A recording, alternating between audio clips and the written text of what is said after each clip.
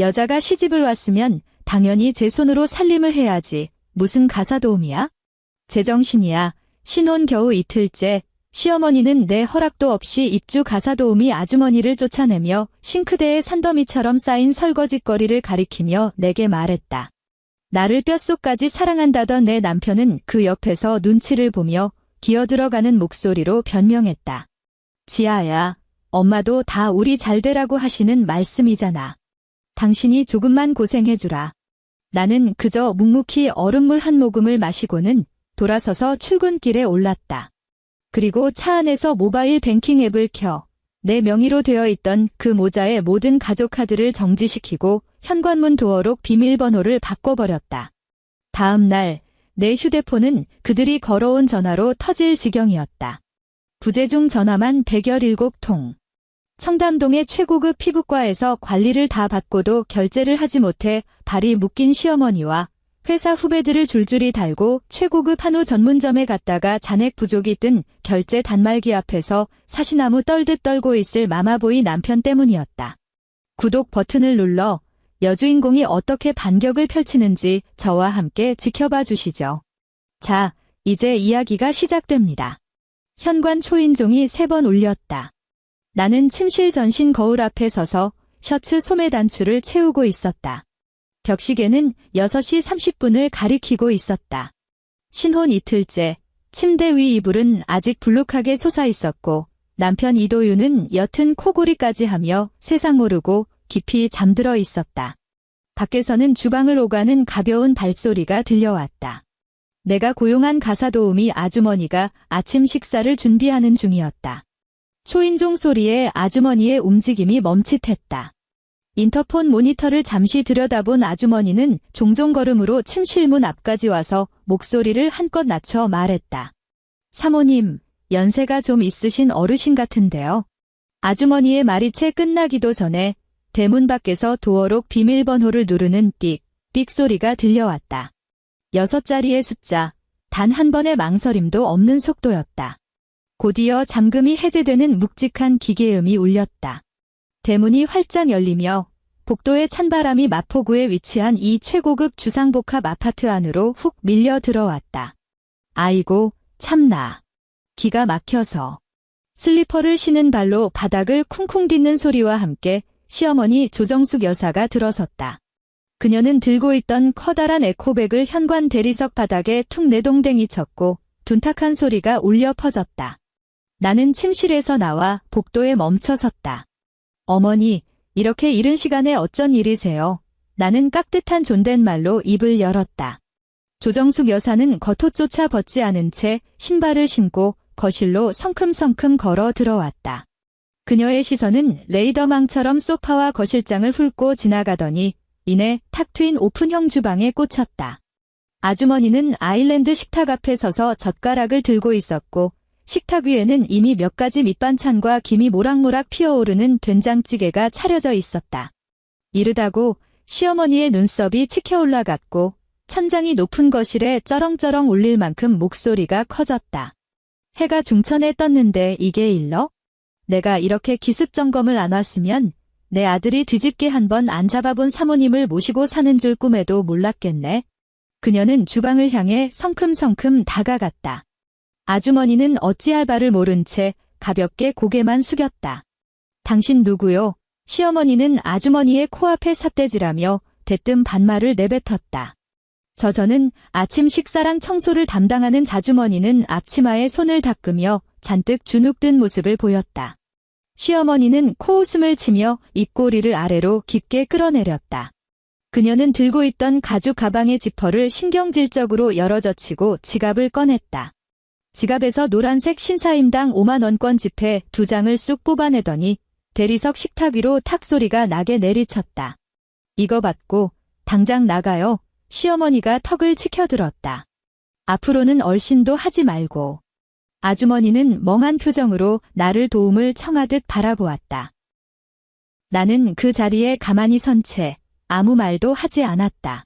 내 시선은 그 지폐 2장에 머물렀다가 다시 시어머니의 얼굴로 향했다. 그녀의 얼굴은 분노와 어떤 기묘한 흥분감으로 인해 붉게 달아올라 있었다. 뭘 봐, 시어머니가 고개를 휙 돌려 나를 노려보았다. 여자가 시집을 왔으면 마땅히 제 손으로 집안일을 해야 하는 법이야. 돈을 주고 사람을 써? 어디서 돈을 물쓰듯 해. 내가 무슨 재벌집 외동딸이라도 되는 줄 알아? 이게 말이나 되는 소리야? 그때 침실 문이 열렸다. 이도윤이 잠옷차림으로 까치집을 한 머리를 극적이며 걸어 나왔다. 밖에서 나는 소란에 잠이 깬 것이 분명했다. 아직 눈도 제대로 뜨지 못한 상태였지만 주방에 버티고 선 조정숙 여사를 보자마자 즉각 어깨를 움츠렸다. 엄마, 갑자기 어쩐 일이세요? 그는 웅얼거리는 목소리로 다가갔다. 시어머니는 그 길로 거실 소파에 털썩 주저앉더니 가죽 소파의 팔걸이를 팡팡 치고는 손을 들어 주방 쪽을 똑바로 가리켰다. 도윤아, 내가 얻은 저 잘난 마누라 꼴 좀 봐라. 그녀는 나를 빤히 쳐다보며 정작 말은 이도윤에게 하고 있었다. 우리 이씨 집안에는 법도가 있어? 앞으로 밥 짓고 집안일 하는 건 무조건 며느리가 제 손으로 직접 해야 한다. 도윤이, 너는 회사에서 뼈 빠지게 일하느라 매일 삭신이 쑤실 텐데 아내라는 작자가 남편을 지극정성으로 모시지는 못할 망정. 이게 무슨 짓이야? 거실에는 무거운 정적이 내려앉았다.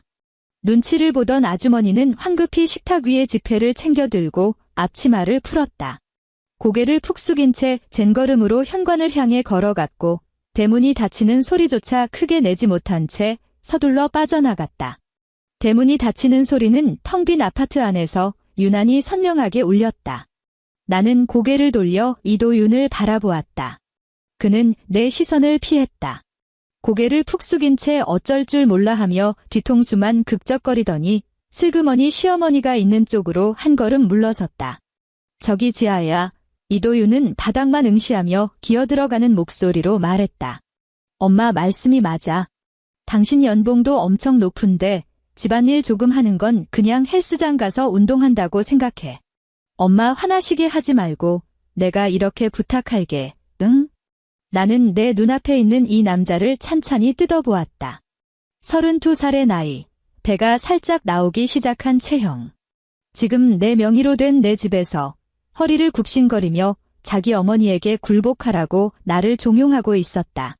결혼 전 두 눈을 붉히며 내 앞을 막아서서 자기 가족들로부터 나를 지켜주겠다고, 절대 내 눈에 눈물 나는 일은 없게 하겠다고 맹세하던 그의 모습이 떠올랐다. 사람의 줏대라는 건 혼인신고서에 도장을 찍은 지 단 하루 만에 이렇게나 쉽게 뽑혀나갈 수 있는 것이었구나. 나는 그에게서 시선을 거두고 돌아서서 현관으로 향했다.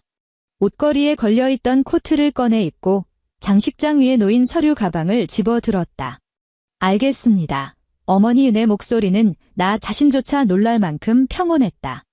억양의 변화도 미세한 떨림조차 없었다. 시어머니는 코웃음을 치며 나의 순종에 꽤나 만족한 듯 했다. 알았으면 됐어.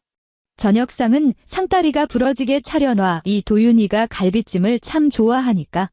나는 대꾸하지 않고 문을 열고 밖으로 나섰다. 엘리베이터가 1층에 멈춰섰다. 아침에 차가운 공기가 얼굴에 와닿자 수면 부족으로 뇌 깊은 곳에 맺혀있던 둔탁한 두통이 순식간에 맑아졌다. 회사의 검은색 의전용 밴이 이미 아파트 정문 밖에 대기하고 있었다. 내가 나오는 것을 본 기사가 차에서 내려 뒷좌석 문을 열어주었다. 대표님, 좋은 아침입니다. 네, 좋은 아침이에요. 나는 차에 올라탔고 차 문이 닫히며 바깥의 소음이 완벽히 차단되었다. 차 안은 히터가 빵빵하게 틀어져 있어 훈훈했다.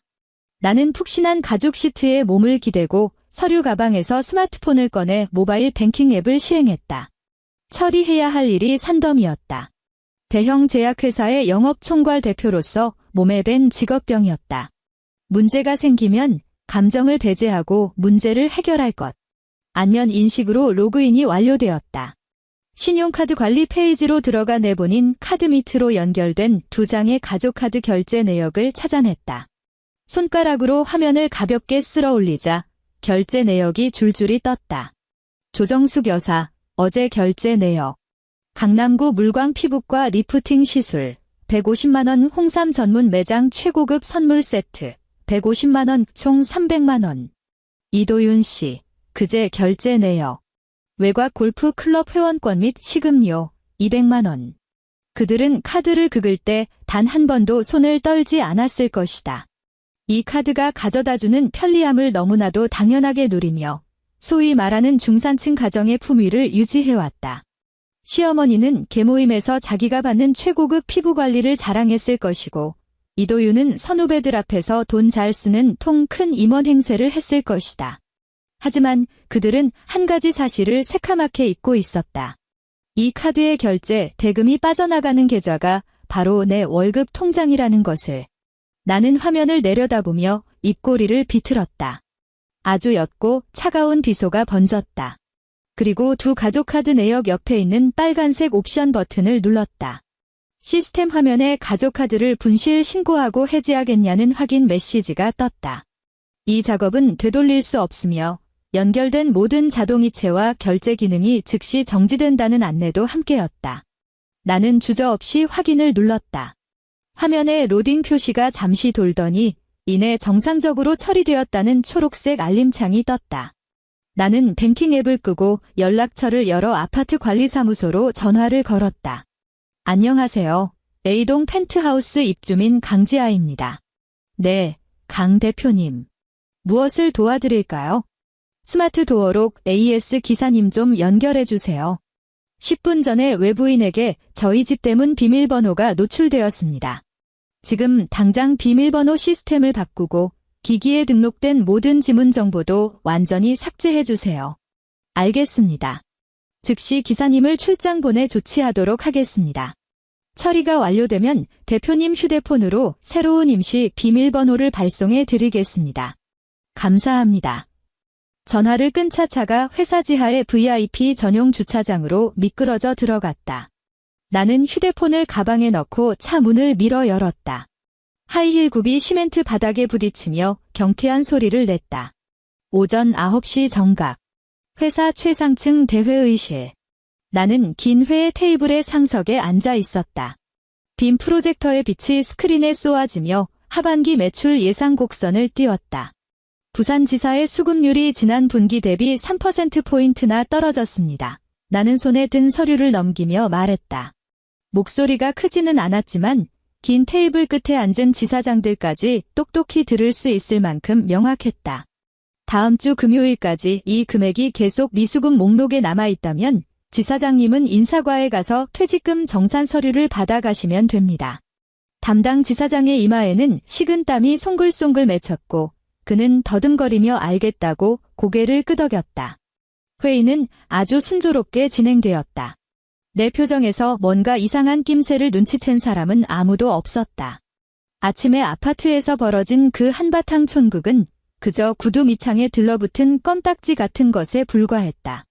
그리고 지금 그 껌딱지는 내 손에 의해 완벽하게 긁혀나간 상태였다. 낮 12시 30분 나는 대표실에 앉아 비서가 가져다준 샐러드를 먹고 있었다. 책상 위에 올려둔 휴대폰이 징하고 울렸다. 카드사에서 보낸 푸시 알림이었다.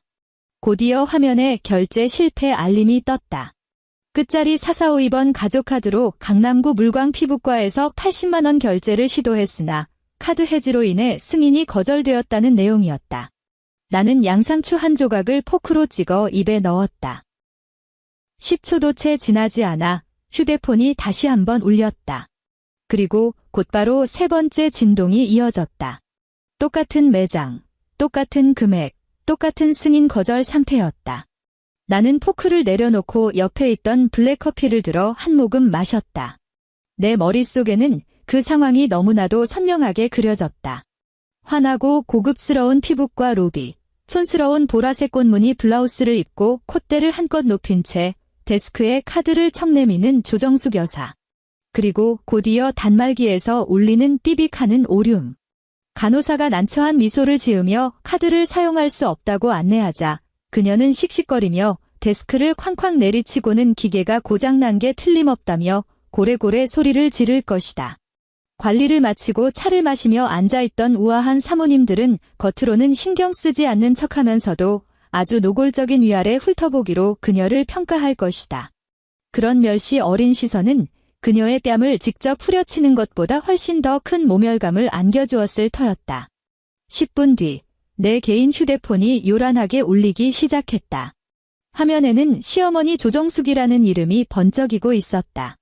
나는 전화를 받지 않고 곧바로 무음으로 돌린 뒤 휴대폰을 뒤집어 책상 위에 덮어두었다. 오후 시간은 눈, 코 뜰 새 없이 빠르게 흘러갔다. 저녁 6시 퇴근 후 나는 마포구의 아파트로 돌아가지 않았다. 대신 기사에게 지시해 회사 근처의 최고급 호텔로 향했다. 꼭대기층의 스위트룸을 잡은 나는 따뜻한 물에 몸을 푹 담근 후 가운으로 갈아입고 통유리창 앞에 앉아 서울의 화려한 야경을 내려다보았다. 저녁 8시 45분 이 휴대폰 화면이 번쩍 켜졌다. 또다시 결제 실패 알림이었다.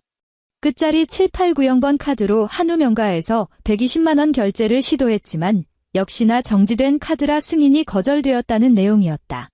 그 직후 낯익은 번호로 전화가 걸려왔다. 이도윤네 부서의 후배 직원 번호였다.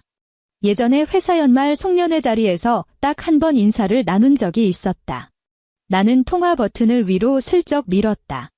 강 대표님, 이렇게 늦은 시간에 연락드려서 정말 죄송합니다. 수화기 너머의 목소리는 잔뜩 주눅 들어 있었고 배경음으로는 고깃집 특유의 왁자지껄한 소음과 그릇 부딪히는 소리가 희미하게 들려왔다. 괜찮습니다. 무슨 일 있나요? 나는 차분하게 물었다.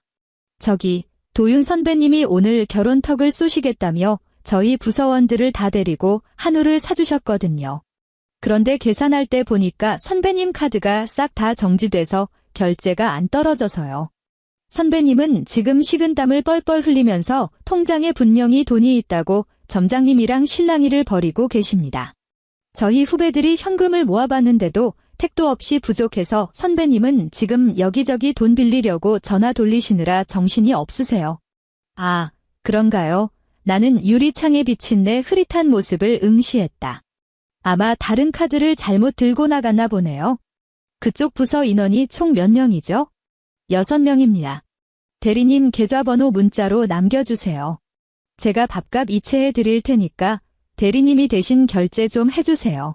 오늘 회식은 제가 쏜 걸로 하자고 전해주시고요. 아이고. 이러시면 저희가 너무 죄송한데 정말 감사드립니다. 대표님. 선배님은 지금 얼굴이 시뻘개져서는 식당 문 앞에 쭈그려 앉아서 담배만 벅벅 피우고 계세요. 괜찮습니다. 일찍 들어가서 쉬세요. 전화를 끊은 후 나는 곧바로 돈을 송금했다.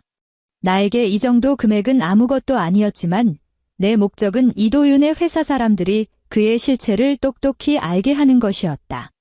평소 입만 열면 잘나가는 임원인 척 허세를 부리던 그 남자가 내 카드가 없으면 고작 한우 회식비조차 내지 못하는 사람이라는 사실을 말이다. 밤이 깊어지자 서울 하늘에서 비가 추적추적 내리기 시작했다. 빗방울이 호텔의 두꺼운 통유리창을 요란하게 때렸다. 휴대폰을 집어들자 화면에는 부재중 전화 알림이 빼곡하게 차 있었다. 조정숙 여사, 54통. 이도윤, 63통. 무려 117통의 부재중 전화. 새까만 화면 위에 뜬 붉은색 숫자가 유난히도 소름 끼치게 선명했다. 나는 아파트 스마트 홈 시스템 앱을 켰다. 인테리어 공사를 할 때 내가 각별히 신경 써서 설치해둔 최고급 보안 소프트웨어였다. 화면에 현관 앞 실시간 감시 카메라 영상이 떴다. 복도의 조명은 꽤 어둑어둑했다. 두 사람의 머리카락과 옷자락에서 뚝뚝 떨어진 빗물이 대리석 바닥을 흥건하게 적시고 있었다. 이도윤과 조정숙은 물에 빠진 생쥐꼴을 하고 대문 밖에 우두커니 서 있었다. 이도윤은 미친 듯이 도어록의 숫자 키패드를 꾹꾹 눌러대고 있었다. 비비비. 비밀번호가 틀렸습니다. 기계적인 여성의 음성이 무자비하게 울려 퍼졌다. 그는 다른 숫자 조합을 떠올리고는 다시 꾹꾹 눌렀다. 비밀번호가 틀렸습니다. 그는 신경질적으로 주먹을 쥐고 대문을 한 번 콱 내리치더니 이번에는 지문 인식기에 자기 손가락을 갖다 댔다. 인식할 수 없는 지문입니다. 옆에 서 있던 조정숙 여사는 발을 동동 구르며 문을 향해 쌍욕을 퍼붓기 시작했다. 소리는 들리지 않았지만 분노로 일그러진 그녀의 입모양만 봐도 얼마나 험악한 단어들이 쏟아지고 있는지 짐작할 수 있었다. 그녀는 아예 이도윤을 밀쳐내고 자리를 차지하더니 두 손바닥으로 두꺼운 철문을 미친 듯이 쾅쾅 두들겼다. 화면 구석, 맞은편 이웃집 대문이 빼꼼히 열렸다. 아저씨 한 분이 고개를 내밀고 그들을 향해 손가락질을 하며 무언가 항의를 하는 듯했다. 표정이 아주 불쾌해 보였다. 이도윤은 화들짝 놀라 허리를 굽신거리며 연신 사과를 했고 아직도 문을 두드리고 있는 자기 어머니의 팔을 황급히 잡아 끌었다. 그들은 들어갈 수 없다. 저 문 너머에 있는 따뜻함, 안락함, 그리고 그들이 마치 자기 것인 양 휘둘러대던 알량한 권력은 내가 스마트폰 화면을 가볍게 터치한 바로 그 순간 그들을 향해 완벽하게 닫혀버렸으니까. 나는 소파에 깊숙이 기대에 앉아 얼음물을 한 모금 마셨다. 거실 테이블 위에 놓인 휴대폰이 소리 없이 번쩍이다가 다시 까맣게 죽어버렸다. 유리잔 속의 물결이 미세하게 찰랑거렸다. 이 밤은 이제 겨우 시작일 뿐이었다. 감시 카메라 화면 속 촌극은 제2막으로 접어들었다. 이도윤은 끝까지 미련을 버리지 못하고 도어록 앞에 바짝 달라붙어 있었다. 그가 너무 세게 누른 탓에 키패드 화면에는 빗물 자국이 얼룩덜룩하게 번졌다. 그는 계속해서 다른 번호를 조합해 입력하기 시작했다. 비밀번호가 틀렸습니다. 그가 짜증스럽게 젖은 머리를 헝클어뜨리더니 또다시 일련의 숫자를 꾹꾹 눌렀다. 아마 자기 어머니의 생년월일인 모양이었다. 그 다음은 우리의 결혼기념일이었다. 바로 어제 날짜. 비밀번호 연속 5회 오류로 5분간 시스템이 잠깁니다.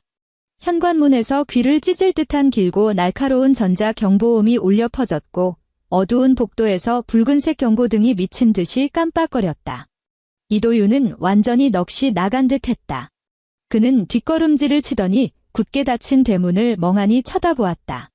마치 땅 밑에서 갑자기 거대한 절벽이라도 솟아오른 것을 보는 듯한 표정이었다. 야, 마침내 조정숙 여사의 분노가 폭발했다. 그녀는 아들을 거칠게 밀쳐내더니 두 손을 꽉 쥐고 금속 재질이 대문을 쾅쾅 소리가 나게 내리찍기 시작했다. 둔탁한 파열음이 감시 카메라의 스피커를 타고 스위트룸 거실까지 고스란히 전해졌다. 문 열어. 이 미친년아, 당장 문 안 열어. 시어른이 밖에서 비를 쫄딱 맞고 있는데 감히 문을 걸어 잠가?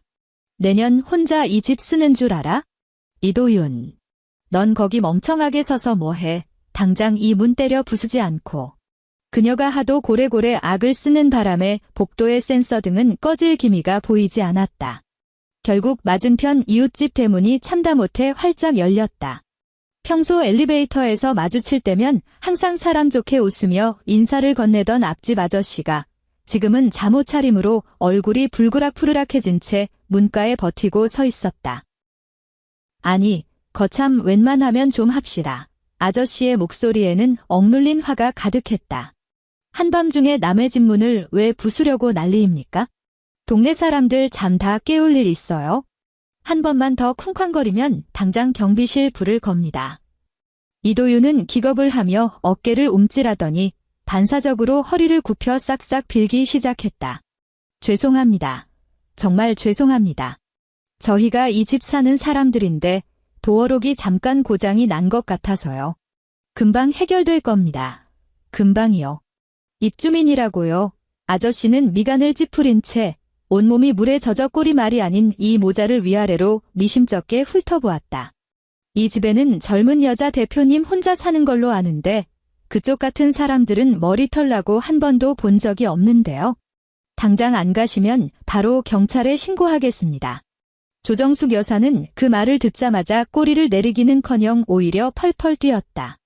그녀는 이웃집 아저씨의 코앞에 대고 삿대질을 하며 바락바락 대들려고 했다. 뭐라고요? 이 집이 우리 아들. 이도윤이 사색이 되어 어머니의 입을 틀어막고는 그녀를 엘리베이터 쪽으로 질질 끌고 갔다. 그는 이 아파트의 철통 같은 보안 시스템을 누구보다 잘 알고 있었다.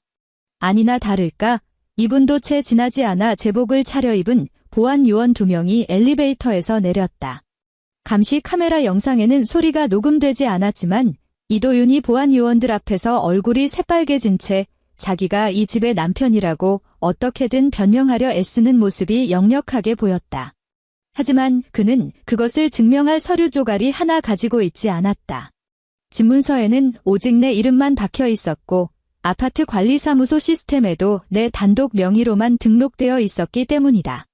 결국 보안 요원들은 단호하게 나가라는 손짓을 했다. 이도윤은 여전히 분을 사귀지 못하고 발악하는 조정숙을 질질 끌다시피 하며 처량하게 엘리베이터 안으로 사라졌다. 화면이 완전히 암전되었다.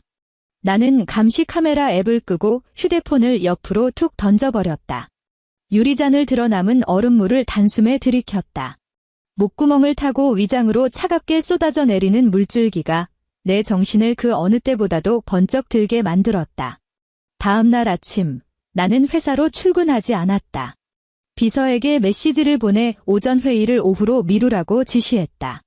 그리고 짙은 회색의 비즈니스 정장으로 갈아입고 서류 가방을 든 채 택시를 타고 서초구에 위치한 한 로펌으로 향했다. 최 변호사님은 내가 회사 법무팀에서 일할 때 알고 지내던 선배가 소개해준 분이었다. 50대 안팎의 나이에 일 처리가 지독할 정도로 꼼꼼한 분이었다. 우리는 회의실에 마주 앉았다. 나는 서류 가방의 지퍼를 열고 서류 한 뭉치를 그의 앞으로 밀어주었다. 혼인관계 증명서, 부동산 등기부등본, 그리고 어제부터 오늘 아침까지의 가족카드 결제 거절 내역입니다. 나는 등받이에 몸을 기대며 차분한 목소리로 말했다. 혼인신고는 지난주에 했습니다. 어제는 결혼식을 올린 지 이틀째 되는 날이었고요. 이혼 소송을 청구하고 싶습니다. 최 변호사님은 서류를 넘기며 콧등에 걸친 안경을 치켜 올렸다. 그는 날짜를 꼼꼼히 확인하고 결제 내역들을 살펴본 뒤 고개를 들어 나를 쳐다보았다. 강 대표님, 혼인 기간이 이렇게 짧은 경우에는 법적으로 혼인 취소를 주장하거나 아니면 곧바로 협의 이혼을 진행할 수 있습니다. 부동산은 대표님의 혼인 전 100% 특유재산이므로 상대방은 분할을 청구할 권리가 전혀 없습니다. 협의 이혼은 최단 기간으로 얼마나 걸립니까? 내가 물었다. 재산 분할이나 양육권 분쟁이 없다면 양측이 합의하여 법원에 신청서를 제출한 뒤 한 달의 숙려기간을 거치면 바로 효력이 발생합니다. 최 변호사님이 수첩에 몇 가지를 적어 내려갔다. 대표님의 상황을 고려할 때 상대방이 어느 정도의 정신적 피해 보상이나 위자료를 요구할 가능성이 있습니다. 어쨌든 이혼을 먼저 요구하시는 쪽은 대표님이시니까요. 위자료, 영원문화는 최 변호사님의 눈을 똑바로 쳐다보며 한 글자씩 또박또박 말했다. 재산 분할, 영원 집에 있는 모든 생활용품 중 내 카드로 산 것은 단 한 개도 가지고 나갈 수 없습니다. 최 변호사님이 펜을 멈추고 나를 바라보았다. 그뿐만이 아닙니다. 나는 가방에서 또 다른 명세서를 꺼냈다. 어젯밤 호텔에서 30분 동안 정리한 자료였다.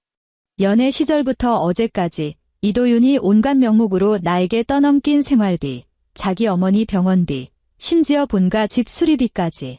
모든 은행 거래 내역이 여기 다 있습니다. 합의서에 이 조항을 반드시 추가해주세요.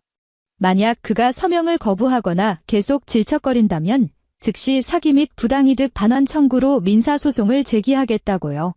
이것은 단순한 이혼이 아니었다. 완벽한 잘라내기였다. 그가 이 관계에서 아무것도 챙겨갈 수 없다는 사실은 물론이고 자칫하다가는 막대한 빚더미에 앉을 수도 있다는 것을 뼈저리게 깨닫게 해줄 작정이었다. 최 변호사님은 그 거래 내역서를 다 읽고는 눈빛을 번뜩였다. 그는 고개를 끄덕이며 노트북을 열었다. 무슨 말씀인지 잘 알겠습니다. 강 대표님. 상대방에게 가장 가혹한 조건으로 합의서를 작성하겠습니다.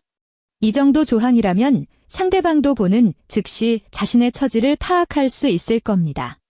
1시간 뒤 나는 깔끔하게 인쇄되어 서류 봉투에 담긴 이혼 합의서를 들고 로펌을 나섰다.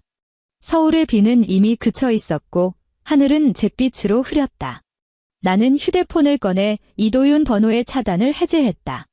그러자 화면 위로 수십 통의 읽지 않은 문자 메시지가 쏟아져 내렸다. 지아야, 너 대체 어디야? 엄마 어제 찜질방에서 주무시다 감기 걸리셨어. 비밀번호 바꾼 거 맞아? 장난이 너무 심하잖아. 카드는 또 왜 이래? 내가 어제 후배들 앞에서 얼마나 망신당했는지 알아? 전화 받아. 너 미친 거 아니야? 나는 그 느낌표 가득한 따짐들을 가볍게 무시하고 화면에 한 줄의 답장을 쳐서 보냈다. 오전 11시, 여의도 강변 카페. 시간 넘기면 안 기다려. 전송을 마친 나는 곧바로 택시를 잡아 타고 약속 장소로 향했다. 카페 안은 한산했다.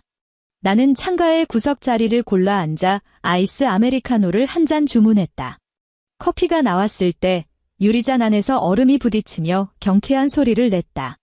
10시 55분 이 카페의 유리문이 거칠게 열렸다.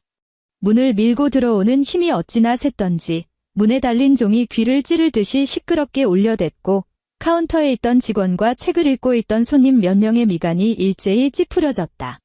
이도윤과 조정숙 여사가 앞서거니 뒤서거니 들어왔다. 내 두 눈으로 직접 보지 않았다면 눈앞에 있는 두 사람이 어제 아침에 그 사람들과 동일 인물이라고는 상상조차 하기 힘들었을 것이다.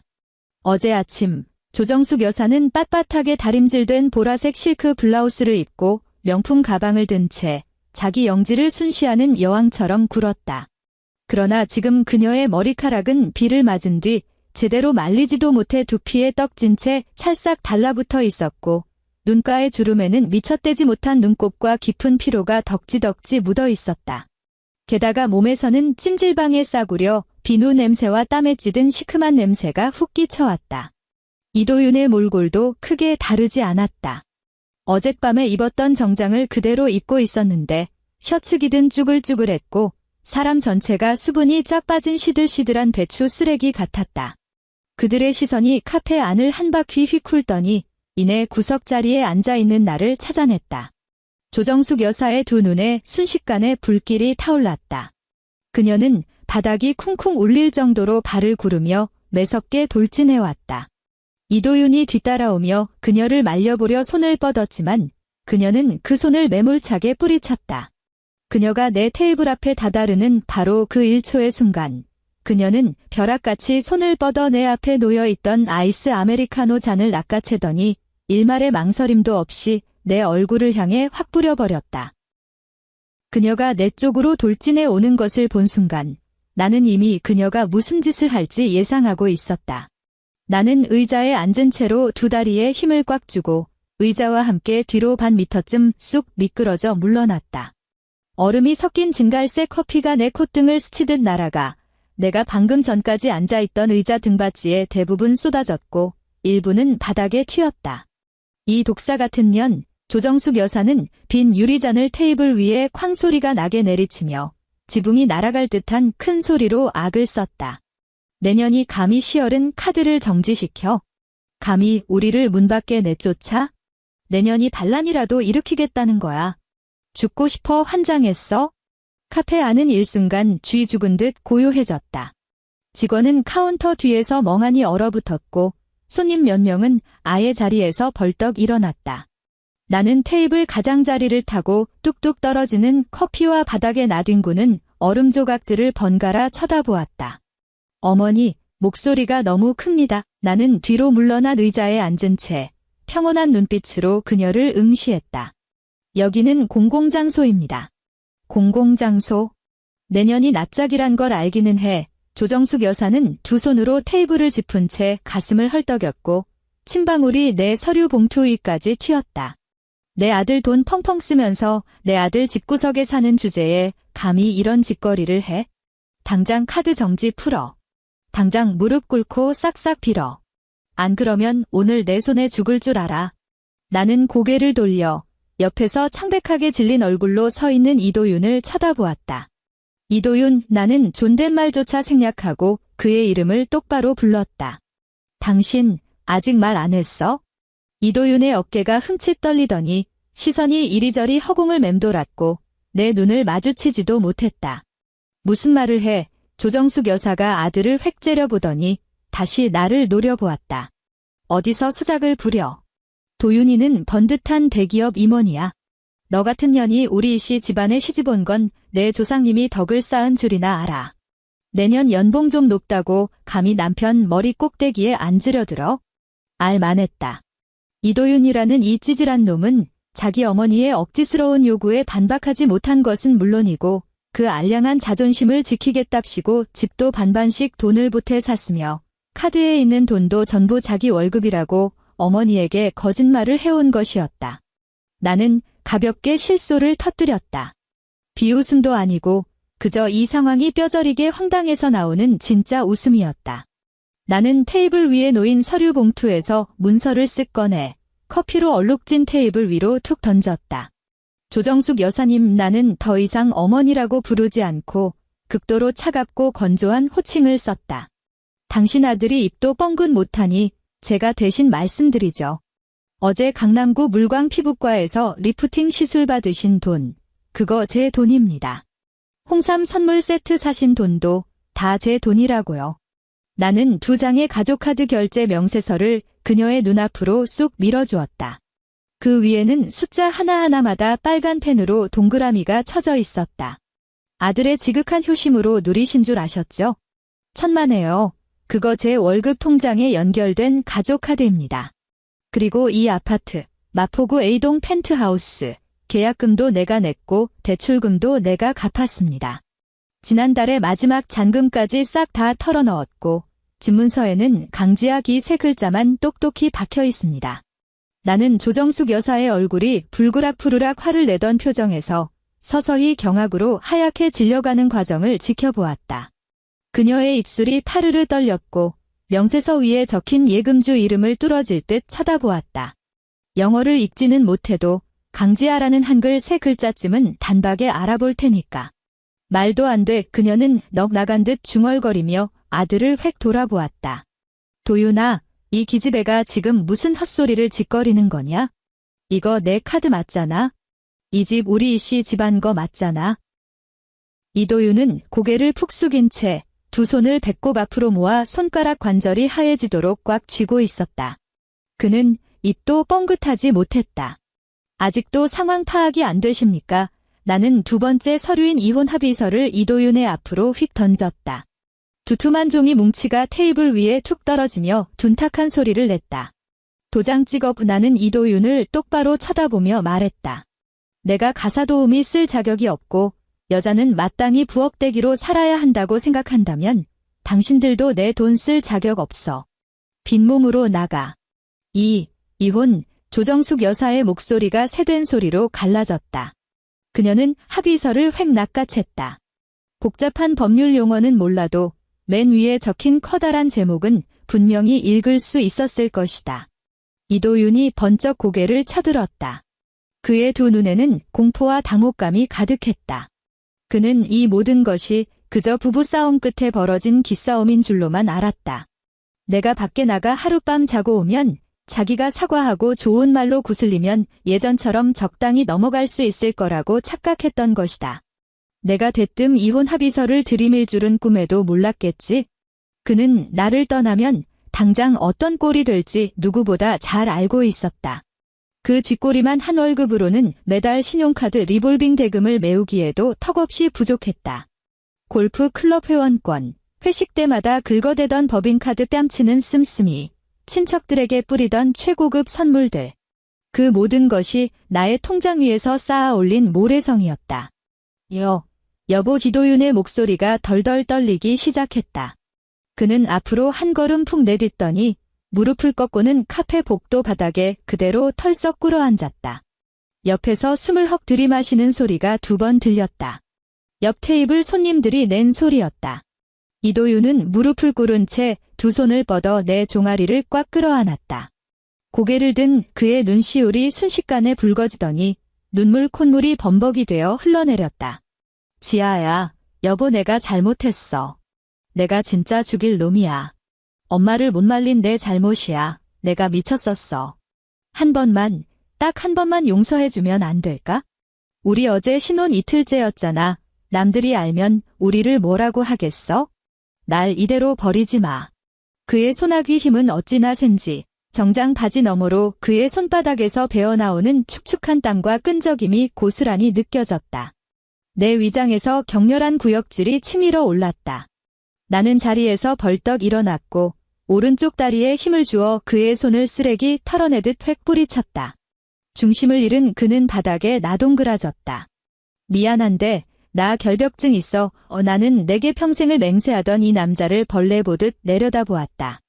특히 남의 피 빨아먹는 기생충이 근처에만 와도 구역질이 나서 말이야.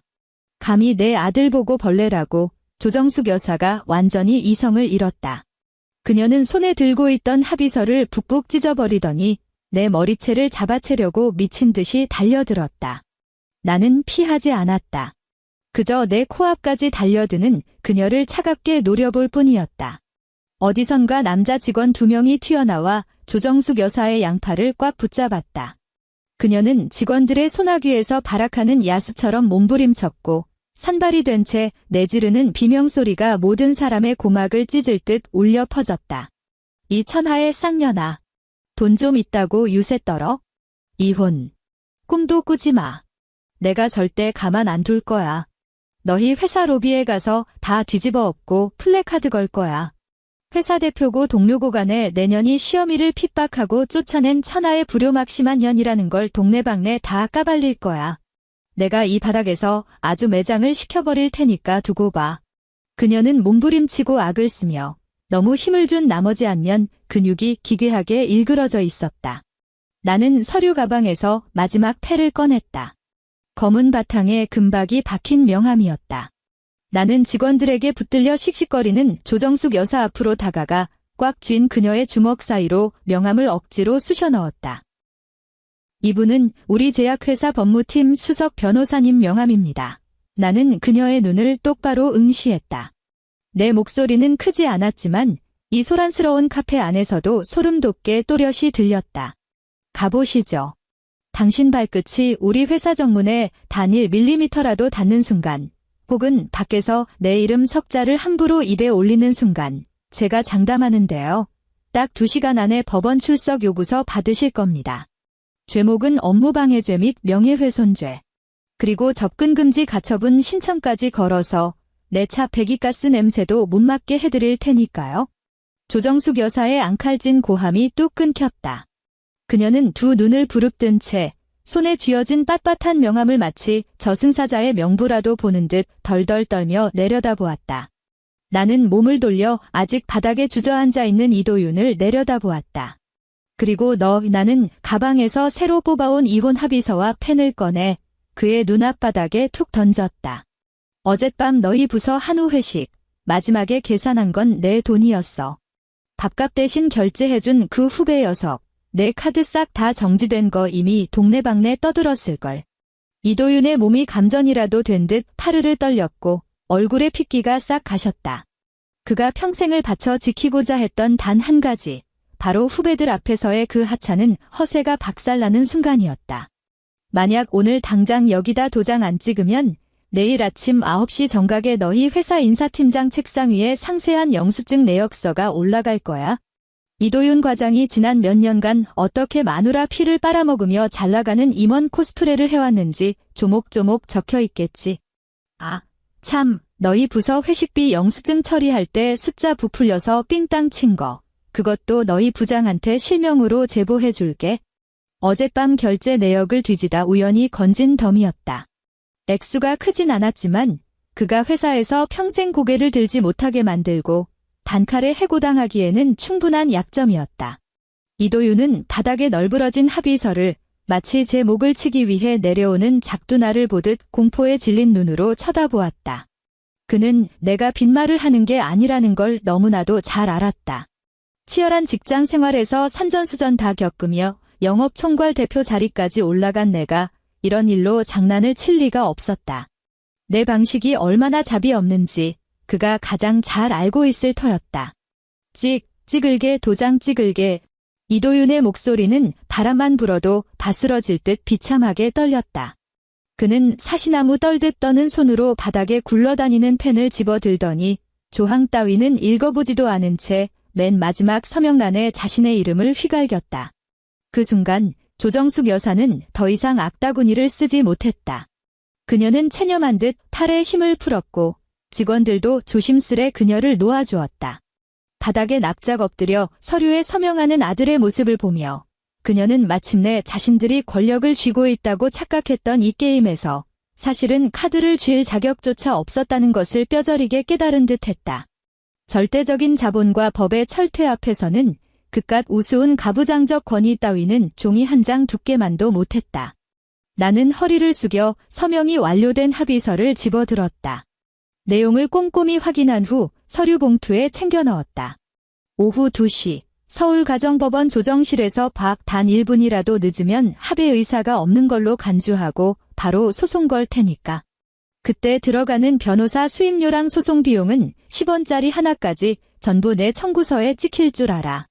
그 말을 끝으로 나는 두 사람을 벌레 보듯 무시한 채 휙 돌아서서 카페 문을 밀고 한낮에 눈부신 햇살 속으로 걸어 나갔다. 오후의 법원 조정 절차는 소름 돋을 정도로 순조롭게 진행되었다.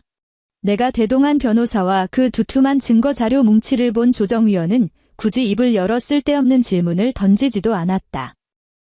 사흘 뒤 나는 이삿짐 센터를 불렀다. 내 카드로 결제한 정장과 골프채를 제외하고 이도윤이 아파트에 남겨둔 모든 개인 물품을 단 2개의 상자에 쑤셔 넣었다. 누렇게 바랜 헌 옷가지와 밑창이 다른 구두 몇 켤레가 전부였다. 상자는 아파트 단지 밖 분리수거장 옆에 덩그러니 내다 버렸다. 나는 그 모자가 가장 저렴한 용달차를 부른 뒤 단 하룻밤 묵었던 이 최고급 주상복합 아파트에서 도망치듯 상자를 싣고 떠나는 뒷모습을 창밖으로 가만히 내려다보았다. 한 달 뒤 법원의 이혼 판결문이 공식적으로 송달되었다. 우스꽝스러운 한바탕 꿈 같았던 그 짧은 결혼 생활은 법적으로 완벽하게 지워졌다. 훗날 예전에 알고 지내던 지인들을 통해 우연히 그들의 소식을 전해 들었다. 이도윤은 넋이 나간 상태로 중요 프로젝트에서 연달아 치명적인 실수를 저지르는 바람에 한직으로 좌천되었고 매일 후배들의 싸늘한 눈총을 받으며 숨죽여 지낸다고 했다. 내 지갑줄이 끊긴 조정숙 여사는 어쩔 수 없이 경기도의 햇빛 한 줌 들지 않는 퀴퀴한 반지하 방으로 짐을 쌌다. 그녀는 아들이 남긴 카드비들 갚기 위해 동네 국밥집에서 설거지 아르바이트를 시작했다. 매일 허리가 끊어질 듯 아프다며 곡소리를 내지만 잠시라도 쉴 틈을 보이면 사장에게 욕바가지를 먹는다는 소문이었다. 그런 이야기들은 내게 그저 귓가를 스쳐 지나가는 찬바람일 뿐 내 삶에 그 어떤 흔적도 남기지 못했다. 어느 겨울 아침 거대한 통유리창을 넘어온 눈부신 햇살이 마포구 펜트하우스 거실을 포근하게 채웠다. 현관의 지문 인식 도어록에서 부드러운 기계음이 울리며 대문이 열렸다. 사모님, 저 왔습니다. 오늘 아침엔 농어가 아주 싱싱하길래 맑은 탕으로 시원하게 끓여드릴까 하는데 어떠세요? 내가 다시 고용한 아주머니는 양손에 식재료가 든 가방을 한가득 들고 들어와 익숙하게 슬리퍼를 갈아 신고 주방으로 향했다. 이 모든 풍경이 너무나도 자연스러웠다. 고래고래 소리를 지르는 사람도 없었고 대리석 식탁 위에 돈다발을 신경질적으로 내리치는 무례함도 없었다. 나는 부드러운 실크 잠옷 차림으로 맨발을 이끌고 오픈형 주방의 아일랜드 식탁 앞으로 다가갔다. 대리석 상판은 기분 좋게 서늘했고 그 위에는 불쾌한 얼룩 따위는 단 한 방울도 존재하지 않았다. 주방에서는 이내 찌개가 보글보글 끓어오르는 소리와 경쾌한 도마 소리가 들려왔다. 공기 중으로 파기름과 해산물의 시원한 냄새가 서서히 퍼져나갔다. 그 냄새는 따뜻하고 안정적이었으며 집안 구석구석을 기분 좋게 채웠다. 나는 바 의자를 당겨 앉았다. 아주머니가 김이 모락모락 나는 국그릇을 내 앞에 내려놓았고 정갈한 밑반찬 몇 접시를 곁들였다. 식기 전에 드세요, 사모님. 매일 밖에서 그렇게 고생하시는데 속이라도 든든하게 채우셔야죠. 아주머니가 인자하게 웃으며 말했다. 나는 숟가락을 들어 맑은 국물을 가볍게 휘저었다. 이 집은 고요했다. 거슬리는 슬리퍼 끄는 소리도 당연하다는 듯 내뱉는 명령조의 목소리도 사랑이라는 역겨운 핑계로 내 삶의 통제권을 쥐고 흔들려는 자도 없었다. 이곳은 내가 뼈를 깎는 노력으로 쟁취해낸 나만의 요새였고 자칫하면 기생충들의 안락한 둥지가 될 뻔했던 곳이었다. 나는 국물을 한 숟갈 떠서 입에 넣었다. 온도가 딱 적당했다. 나는 마침내 온전히 내 것이어야만 했던 이 공간에서 첫 번째 아침 식사를 마음 편히 음미할 수 있었다. 오늘의 이야기는 여기서 끝납니다. 이 이야기가 여러분께 통쾌함을 안겨드렸기를 바라며 하루하루가 즐거우시길 응원합니다. 그럼 우리는 다음 이야기에서 또 만나요.